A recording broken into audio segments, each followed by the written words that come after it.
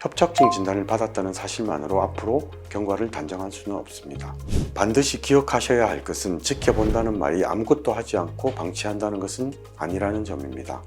수술 여부는 MRI에서 협착이 심해 보인다는 이유만으로 결정하지는 않습니다.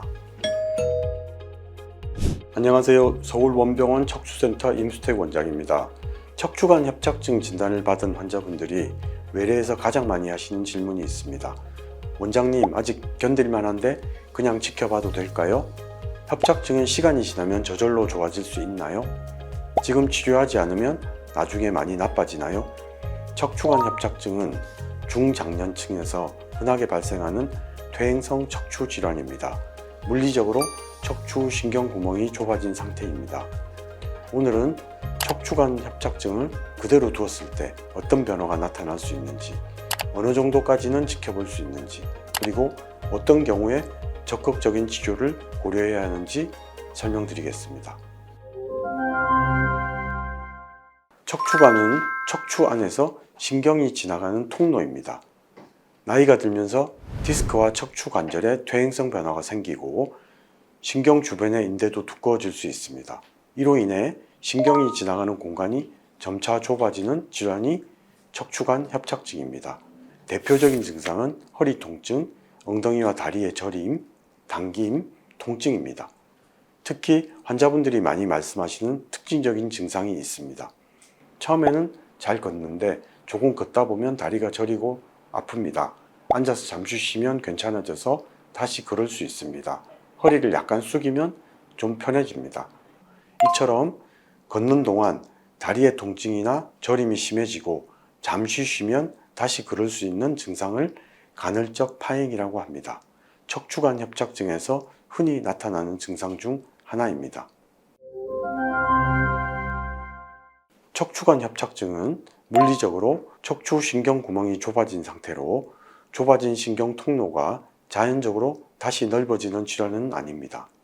마치 자동차 타이어가 마모되듯이 서서히 진행하는 병으로 모든 환자의 증상이 계속 빠르게 악화되는 것도 아닙니다. 환자분에 따라서는 생활 습관을 조절하고 적절한 운동과 비수술 치료를 시행하면서 증상이 오랫동안 안정적으로 유지되기도 합니다. 반대로 단기간에 다리 저림과 통증이 점점 심해지고 걸을 수 있는 거리가 계속 짧아지는 경우도 있습니다. 따라서 협착증 진단을 받았다는 사실만으로 앞으로 경과를 단정할 수는 없습니다. 협착증은 MRI 사진만 보고 치료하는 것이 아니라 환자의 증상과 생활 기능을 함께 보면서 치료하는 질환입니다. 증상이 가볍고 진행하지 않는 경우에는 일정 기간 경과를 관찰할 수 있습니다. 하지만 신경 압박과 증상이 계속 진행된다면 가장 먼저 나타나는 변화는 걸을 수 있는 거리가 줄어드는 것입니다. 처음에는 30분 이상 걸을 수 있었던 분이 어느 순간부터 10분만 걸어도 다리가 저리고 아플 수 있습니다. 조금 더 진행되면 집 근처를 걷는 것도 힘들어지고 장을 보거나 외출하는 것도 부담스러워질 수 있습니다. 결국 통증 자체도 문제지만 더욱 중요한 문제는 환자분의 활동량이 점점 감소한다는 것입니다. 걷는 것이 불편해지면 자연스럽게 외출과 운동을 피하게 됩니다.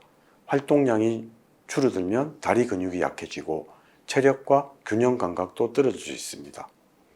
이로 인해 다시 걷는 것이 더 힘들어져 삶의 질이 떨어지는 악순환이 생길 수 있습니다. 증상이 더 진행된 일부 환자에서는 다리에 힘이 빠지거나 발목과 발가락의 힘이 약해지거나 그럴 때 중심을 잡기 어려운 증상이 나타날 수도 있습니다. 중요한 것은 단순히 아프지만 참을만 하다라는 기준만으로 판단하지 않는다는 것입니다. 통증의 강도뿐 아니라 걸을 수 있는 거리, 다리의 힘, 일상생활의 변화까지 함께 살펴봐야 합니다. 다리 저림이나 통증이 심하지 않고 걷는 거리나 일상생활에 큰 변화가 없으며 다리 근력이 정상적으로 유지되고 있다면 우선 비수술 치료를 하면서 경과를 관찰할 수 있습니다. 약물치료나 물리치료, 운동치료 등을 시행한 뒤 증상이 잘 조절되는지도 확인해 볼 수 있습니다. 반드시 기억하셔야 할 것은 지켜본다는 말이 아무것도 하지 않고 방치한다는 것은 아니라는 점입니다. 증상의 변화를 관찰하고 적절한 운동과 치료를 병행하면서 상태가 악화되는지 확인하는 과정입니다. 허리 통증이 있다고 해서 모든 수술이 필요한 것은 아닙니다. 하지만 다음과 같은 변화가 나타난다면 정확한 진찰을 받아보시는 것이 중요합니다. 첫째, 이전보다 걸을 수 있는 거리가 뚜렷하게 줄어드는 경우입니다. 둘째, 다리 저림이나 통증이 반복되고 점점 심해지는 경우입니다. 셋째, 다리에 힘이 빠지거나 발목과 발가락에 힘이 약해지는 경우입니다. 넷째, 쉬거나 약을 복용해도 증상이 충분히 호전되지 않는 경우입니다. 다섯째, 증상 때문에 외출이나 운동, 수면 등 일상생활에 상당한 제약이 생기는 경우입니다. 특히 다리의 근력 저하가 진행하고 있다면 단순한 통증보다 더 주의해서 살펴봐야 합니다. 드물지만 갑자기 양쪽 다리의 힘이 심하게 떨어지거나 대소변 조절에 이상이 생기거나 엉덩이 주변의 감각이 둔해지는 증상이 나타난다면 지체하지 말고 신속하게 진료를 받아야 합니다. 증상이 심하지 않는 초기에는 약물치료, 물리치료, 운동치료와 같은 비수술 치료를 우선 시행할 수 있습니다. 필요에 따라 신경 주변의 염증과 통증을 줄이기 위해 주사치료를 시행하기도 합니다. 이러한 치료를 통해 증상이 조절되고 일상생활을 유지할 수 있다면 반드시 수술할 필요는 없습니다. 하지만 비수술 치료를 충분히 시행했는데도 통증과 저림이 계속되거나 걸을 수 있는 거리가 지나치게 짧아져 일상생활이 어려운 경우에는 수술적 치료를 고려할 수 있습니다. 또한 다리의 근력이 점점 약해지는 등 신경학적 이상이 진행되는 경우에도 보다 적극적인 치료가 필요할 수 있습니다. 수술 여부는 MRI에서 협착이 심해 보인다는 이유만으로 결정하지는 않습니다. 영상 검사와 환자분의 증상, 신경학적 진찰 결과, 비수술 치료에 대한 반응을 종합해서 판단해야 합니다.